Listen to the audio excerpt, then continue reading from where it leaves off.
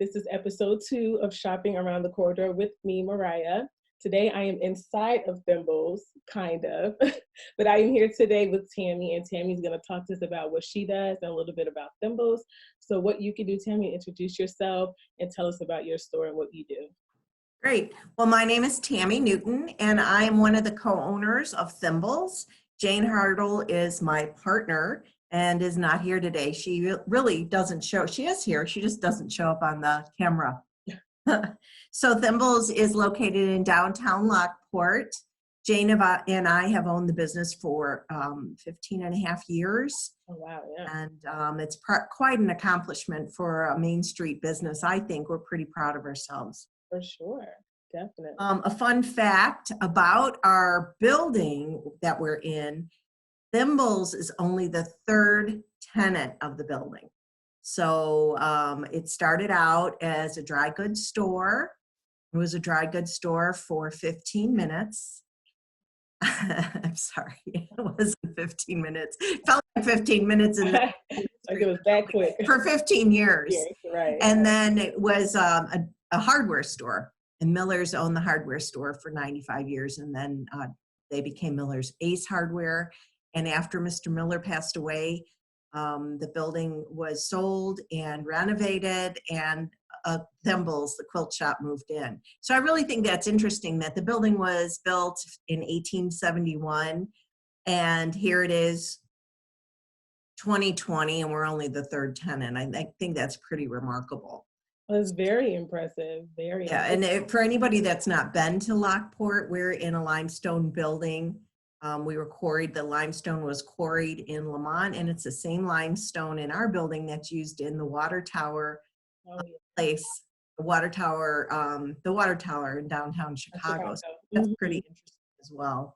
Oh yeah, I love that. I think that's actually a really cool thing to know, because you're like, it's not just us inside, but our building is just as important. So, right. And I've been to you guys' place, you know that, and it's actually a really nice size. Like you have that huge downstairs when you first come in, then you have the upstairs.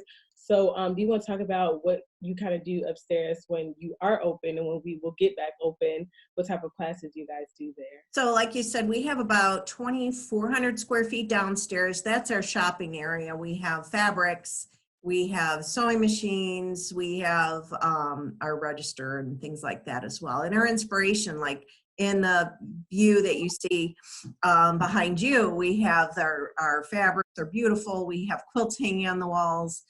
And so that's our shopping area. And then when you go upstairs, that's where we hold our classes. And the classroom is just as large as the downstairs area, without any walls, without any division, without any fabric. So we can put, oh my gosh, probably 30 people sewing at individual tables. And we have had classes and club meetings with 70 to 100 people up there. So yeah, quite a bit, because then you're just sitting shoulder to shoulder. But it was remodeled in 1995, I think, or 99. I can't ever remember when Rosemary remodeled. And she meant it as a meeting place upstairs. So it's beautiful. I think it has 15-foot ceilings upstairs, and it's really a great location to have our meetings. Oh, most definitely. Like I said, it was very spacious, and I'm like, you can hold a lot. Like you can do 2 classes at once, put a divider there, and just get it going. It looks like on your Facebook, you guys have really good turnouts, and it's not just people coming to class, but it's like a community. Like you guys are there for one another. It looks like a family. So you want to absolutely. That's one of our goals, is to create a community for where people feel comfortable. We like to think of ourselves as the Cheers of the sewing world. When you come in, we try to get to know everybody's name, and the customers that come in generally know each other as well. So it's a place where people want to be, where people want to belong, and that's what we are trying to create, a community for sewers and for crafters as well. It's just a fun place to gather. Oh yeah, I love that. And so how did you guys get into quilting actually? Well, I think it's a funny story. Jane and I both have children that are the same ages. So we both have 2 girls, and they both are the same ages. And when our youngest daughters went to kindergarten. Of course, what happens, moms all of a sudden have all this time in the world. You know, Right. it's a hoax. You really don't, but you just think that youngest one's off in kindergarten. They have all this time. So Right. she said, you know what? I found this great place in Lockport. And actually, Thimbles was owned for a few years prior to us owning it by someone. And she said, there's this great place and we can learn how to quilt and sew, and they have classes, and I think we should do it. So we did. And it was just maybe a year and a half, 2 years later, it wasn't very long at all, the owner decided to close her doors, and we were just so sad. How in the world could she close the doors? How can she do that? Our place, that's where we go. We love it there. So why don't we open it? And we were, you know, we were on a trip that day, her and I and a couple of friends, and we just went, and the whole day, just what can we do? What would you do if you owned it? Well, what would you do?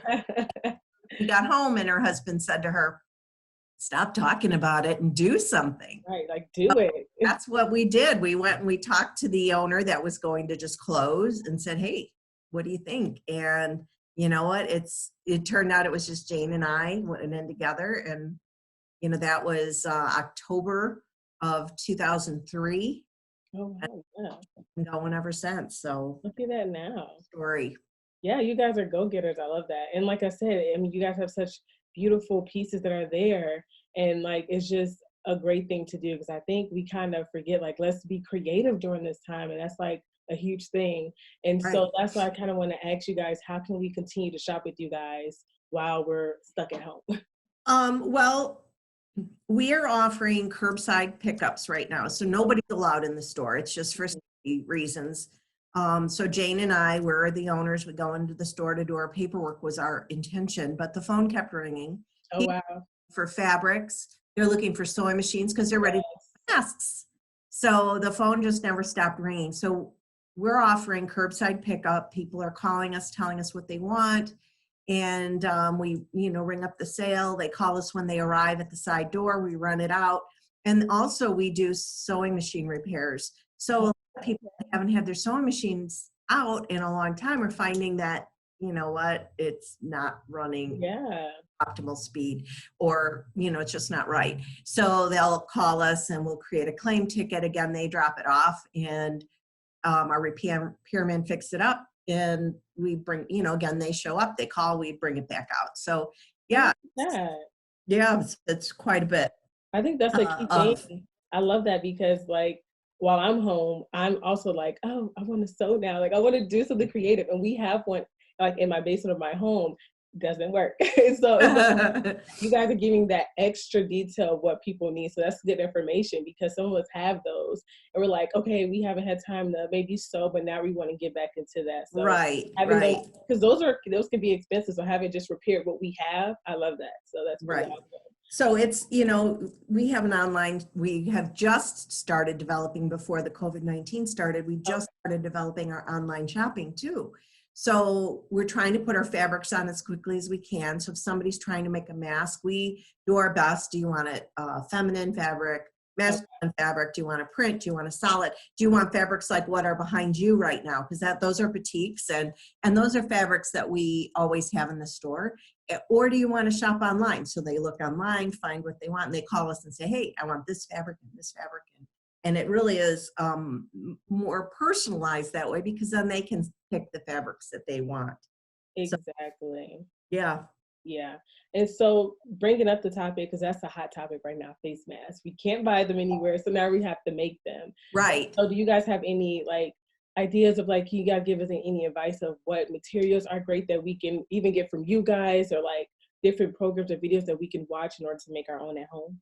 Right. So the recommended fabric to use is 100% cotton, tightly woven. And guess what? That's what our whole store is filled with. Exactly. So fabrics that are in our store are absolutely perfect for that. There are many different types of requirements for the masks, and I think there's a I didn't write any of that information down, but I think the diocese has So, you know, are you trying to cover up the N95 masks? Are you making a cover, or are you just making a mask to run out to the store? And those are the types of masks that I've been making. Many of the patterns are calling for elastic. So they would go behind your ears. Right. Okay. Everybody has sold out of elastic, everybody. And that was when we first had to close because of the virus. Everybody, the phone rang, everybody wanted elastic. I We bet. couldn't get it. I We bet. have right now, I think 500 yards of elastic on order, and we're just waiting for it to come. But our distributors are in the same situation. They can't get it either. It just sold out fast. You know, it's one of those things you just can't anticipate. So I posted a pattern on our website today that has ties, how to make a bias tape so that you could tie the thread. Oh, cool. So that's a nice, quick way to work around that. Most definitely. And I'm actually taking notes myself because I'm like, what can we use? And like you said, everything is sold out. So this is actually pushing us to be creative, which is still fun too, which I do like. Like you said, everything is running out. So it's like, we have to do those on our own. So I think that's pretty interesting. You guys definitely head over to Thimbles, call them, because we need those, 100% cotton over our face to protect us. So that's pretty good to know. Right. And then on you guys' Facebook, I didn't notice you guys were donating some masks. So did you want to talk about that? Right. So we didn't really know what to do or who to go to. And it all first started, well, let me back up a little bit. A lot of times when there's a national emergency or a tornado in an area, there's always get together and like, what can we do? Let's make them a quilt. Let's make them a quilt. Well, in this case, quilt isn't going to help us. We got to make masks. So we all had to think about, okay, now and it was just, there was so much going so quickly, so much information that was being transferred back and forth, and everything was changing so fast. And we finally found a nurse, retired nurse that has connections at Silver Cross Hospital. Wow. Yeah. You know what? I'm making masks.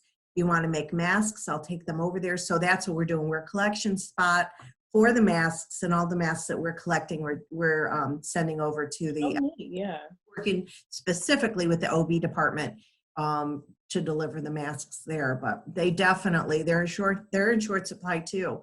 One of our customers is a technician over at Silver Cross, and she said, please think about the mask that she likes to make, likes to wear, the folded kind. Okay. Then you have more room to breathe. Oh, okay. Not in there as those form-fitting ones. So that's what she was requesting. And to make them a little bit bigger, because after you wash them, they shrink in and they'll pull your face a little bit. But yeah, we're collecting. We have a box outside our side door, and the box is outside while we're there. So Monday, Wednesday, and Friday from 10 till 2, the box will be outside for people to drop off. Oh, nice. I love that. And how many would you guys say you collected the first time you went to ship over? I think we definitely collected over 80. And then I posted on our Facebook page, who's making masks? How many have you made?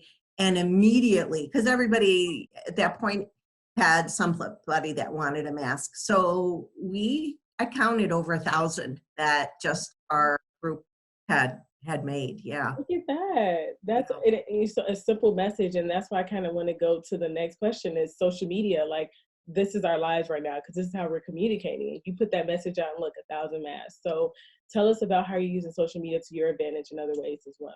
Well, what we're doing is we're posting frequently. We've always been a strong social media presence. We are on Facebook, and we're on Instagram, and we're also on Pinterest. I knew there was a third one. I couldn't think of it. On Pinterest. And our medium, quilting, really works well with Pinterest and Instagram because of the vibrant colors and the craft and that kind of a thing. But we've been very strong in those areas. And so we've been posting frequently, and lately our posts, we've put blog posts up on projects that you could make, things you can make, patterns you can make, and questions. How are you doing? Is everybody safe? And when early on, Jane and I both got on and did a live video, and everybody was just so happy to see us and to know, a happy smile and not all the gloom and doom from the TV and radio. But it was nice to see a friend, and then we did it live so we could also see their video or their comments scrolling as Right. well. And that was really very nice. We have a blog that we post twice a month, and we've changed that up a little bit because they might not have wanted the blogs that we had, the articles that we had planned. So we, hurried up, changed them up, and how do you make a face mask and what can you do while your kids are home? So we posted a blog on sewing with your children, or if you're not sewing with your children, they're easier sewing projects. And most people have pets. So it's all about pet projects, a little mat for under the water dish that's shaped like a bone, Oh, and a doggy doo-doo bag, and I don't know, there was a treat bag. So that's on our Facebook post, and that's also, I posted that on our webpage, so that can be found as well. It's also pushing us to learn more about social media. We thought we knew what we needed to know, and there's just so much to learn, and how to update our website and different things like that, where we pretty much just, roll with it and right. just here, but we're trying to be more proactive because people are spending a lot of time online. Exactly. No, that's good. You're mentioning points of like how now social media, because this is our main thing right now, and it's helping you guys learn too how to use it. So then even out of Right, this, you can continue to do those things because we want to see you guys' faces, And right. you mentioned doing things for your kids and for your animals. So I want to mention because I want to kind of say that basically around our nation, restaurants and breweries and things like that, we're highlighting those a lot. They're like, eat out, which is very important, but also our local stores, just like you guys being creative. And I'm a very creative person. So I just want you guys to talk about why is it important to still keep our hands busy, our mind busy with crafts, arts and crafts back at home. So it's interesting. We've been in business, I told you, for 15 years. Jane and I got into quilting and sewing. It actually was right before 9/11, but after 9/11, things really surged, and the crafting movement, the quilting movement, the sewing movement got a big boost. So there's something about crafting and sewing and quilting that brings people home, and it makes you feel safe. It brings you back to your roots, I think, maybe. Yeah, Uh, for sure. it makes you feel good. It always has made you feel good. So after 9/11, there was a huge resurgence in crafting and sewing and quilting. During 2008, during the recession, everybody wanted to stay home and be that way. And Right. only does it make you feel good, but it gives you the ability to create a legacy. You know, it's a way to be remembered. Grandma made you this quilt, Right. so think about that. Now you're 25, 26, and here's the quilt your grandmother made you, even if she's not around anymore. um, Right. Quilting and sewing is a way to decorate your home. It makes you feel good. Look at what I made. And throws, living room, for your living room, pillows, draperies. I mean, everything that it's a good feeling. Look what I made. And actually, you can't see my draperies in here, but I made my drapes in my home. Oh, cool. Look at It's not as hard as it can be. And people walk in the house and they go, "What? You made that?" I'm like, well, actually, my mom, every time my mom walks in the house, she tells people, moms are so proud of you. right, always.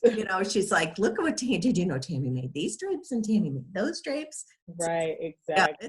it's a good feeling, but just, I think it's just one of those things that feel good. People want to feel good, and sewing, crafting, quilting helps you feel good. I 100% agree because, like you said, it keeps our minds and hands busy. But once you're done with that product, you're like, "Look what I made." You know what I'm saying? So Right. I think that's the perfect time to do that while we're at home because it's so easy for us to say we're bored or like get down about the news and radio.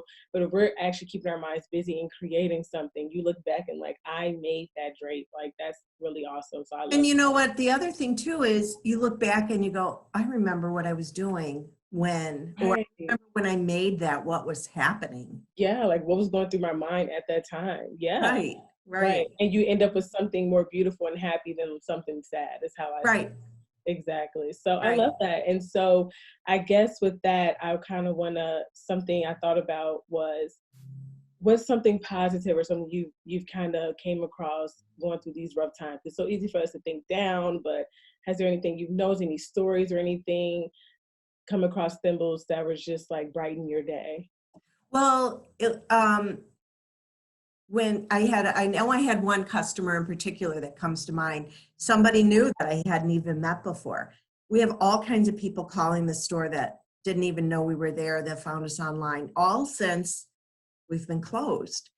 And it's people that want to know, do you have elastic? It's Right. want to know, can you buy your fabric? It's people that um, have a sewing machine that wanted to be repaired. And this one customer dropped her machine off. She goes, I am so excited.